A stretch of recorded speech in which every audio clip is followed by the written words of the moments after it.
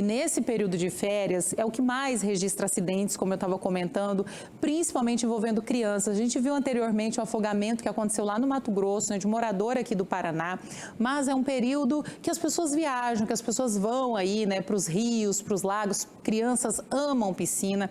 A Cauana Cardoso, ela conversou com um bombeiro sobre prevenção dessas ocorrências. E quais são as principais dicas, Cauana? Olha, Kátia, o que o bombeiro nos passou é que, se possível, já colocar a sua criança numa aula de natação, né? Isso é sempre muito importante.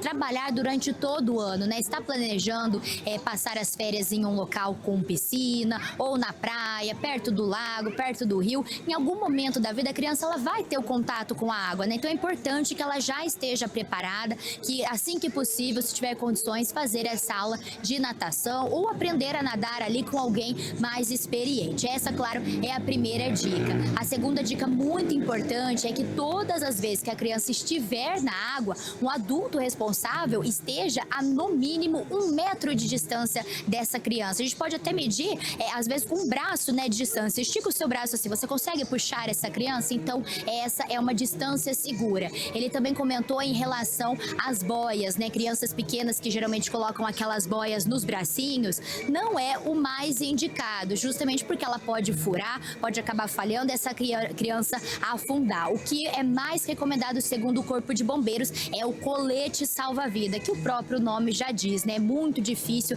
dele apresentar ali alguma falha, algum defeito, então com o colete salva-vidas a criança sempre vai estar segura. Mas se por acaso acontecer dessa criança se afogar, o que fazer nessa situação? O bombeiro comentou, Kátia, que se for, por exemplo, bebês, crianças pequenas, menores de 5 anos, o indicado é fazer a massagem cardíaca usando somente 2 dedos, justamente para não aplicar muita força e acabar não quebrando nenhum osso dessa criança ou a costela. Então, fazer a massagem cardíaca somente com 2 dedos. A partir dos 5 anos, né, que a criança já tem uma melhor estrutura corporal, fazer com a mão aberta. Somente uma mão aqui no peito da criança, você já consegue fazer a massagem cardíaca. A partir dos 12 anos de idade, usar as 2 mãos mesmo, como a gente já aprende, né, normalmente, para ser aplicado em adultos, dá para fazer nas crianças acima de 12 anos. E muito importante também, se caso essa criança se afogar, deixar ela deitada em um local plano, não colocar de cabeça para baixo na esperança de tirar a água que está dentro do pulmão, porque isso pode acabar ocasionando uma sensação de vômito para essa criança e ela pode acabar ingerindo a água ao invés de soltar. Então, manter ela deitada ali em um local plano, uma superfície plana, e também, né, se possível, fazer respiração boca a boca. Mas acima de tudo, Kátia, já acionar o 193. Através do telefone, o Corpo de Bombeiros vai conseguir passar orientações para quem está ali acudindo essa criança e também chegar ao local o mais rápido possível para salvar a vida dessa criança. Nós conversamos hoje com o Tenente Tomás Dias, aqui do Corpo de Bombeiros de Londrina. Vamos ouvir as orientações. As principais ocorrências que ocorrem nesse período, que tem um aumento que a gente percebe, é no caso dos atropelamentos. Então, a criança, por ela ser pequena, acaba existindo muitos pontos cegos. Então, até às vezes na garagem, a criança está ali atrás e o motorista acaba não observando. Então, dá uma volta em torno ali do carro, perceber o ambiente, né? Os atropelamentos, as queimaduras também. Mais uma vez, a criança ela tem a curiosidade, então ela acaba colocando a mão quente numa panela, ela também acaba puxando, se ela for um pouco menor, puxando o pano da mesa, ali acaba derrubando líquidos quentes sobre ela. E, por fim, os afogamentos. Os afogamentos que acaba sendo uma ocorrência bem trágica, ocorre de forma muito rápida e inesperada.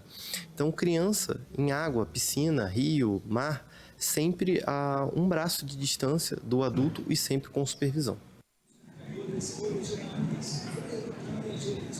Bom, Kátia, aqui eu falei mais sobre os afogamentos, né, principalmente como agir em uma situação dessa, mas como o bombeiro comentou, tem outras situações também que a gente sempre precisa ficar em alerta, como é o caso também das queimaduras. E crianças em casa, né, atropelamentos também, crianças em casa, de férias, os pais tentando dar conta ali de toda essa situação e, infelizmente, esses acidentes acabam acontecendo ainda mais. Volto com você. Cauana, muito triste, inclusive foi você, né, que fez essa reportagem, que acompanhou ontem todo o desespero desespero da família que estava ali com essa criança que afogou. Então, ontem à tarde, mais uma criança, né, Cauana, que infelizmente perde a vida. Porque criança é assim, é 1 segundo de desatenção, ele faz alguma coisa. É criança, né, Cal? Não tem noção.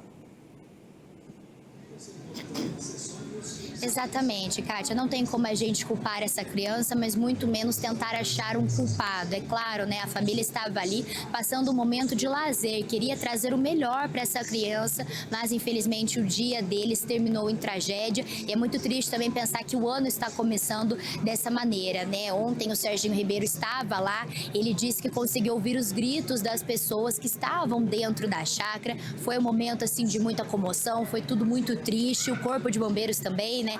Ficaram todos ali abalados, tentaram reanimar essa criança por cerca de 50 minutos, mas infelizmente não foi possível. 1 segundo, 1 minuto ali de desatenção, de descuido, que essa criança acabou escapando, pulou na piscina e infelizmente não voltou com vida. Muito triste de fato.